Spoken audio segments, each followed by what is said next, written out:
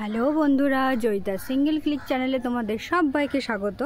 ছাদে এসেছিলাম একটু ছাদটা পরিষ্কার করার জন্য, তো ভাবলাম তোমাদের সাথে একটু গল্প ফার্স্টে করে নিই, তারপরে না হয় কাজবাজ হবে।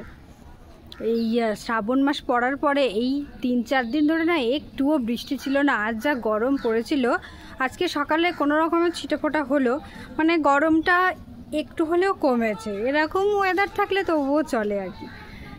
ও আর একটা ইনফরমেশন তোমাদের দিয়ে রাখি, কিছুদিন আগে একটা ভিডিও করেছিলাম ওই হেনার উপরে। একটা হেনা কিনেছিলাম, তো সেটা মানে প্যাকেজটা খুলে তোমাদের দেখিয়েছিলাম, বলেছিলাম কেমন এটা হেনা সেটা পরে জানাবো। তো আমি হেনাটা ইউজ করেছি, দেখো আমার তো বেশ ভালোই লেগেছে। চুল ওঠাও কমে গেছে, চুলগুলো সিল্কিও হয়েছে, আমার বেশ ভালো লেগেছে। তোমরা ওই হেনাটা ইউজ করে দেখতে পারো, ভালোই হবে আশা করি।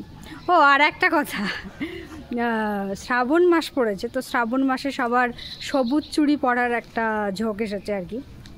তো এটা তো মানে নর্মালি কি এটা বাঙালি কালচার, এটা নয়, নন বেঙ্গলি কালচার, মারোয়ারি কালচার।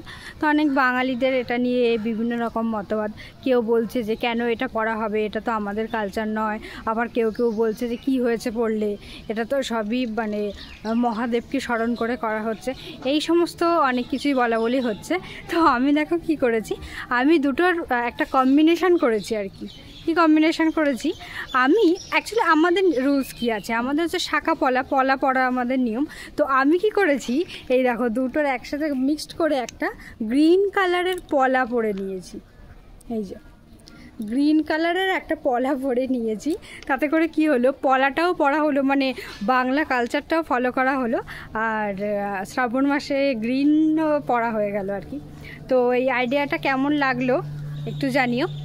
তো আজকের মতো টাটা, একটু কাজ করে নিই, ছাদটা একটু পরিষ্কার করে নিই, আবার পরে দেখা হবে। Bye bye.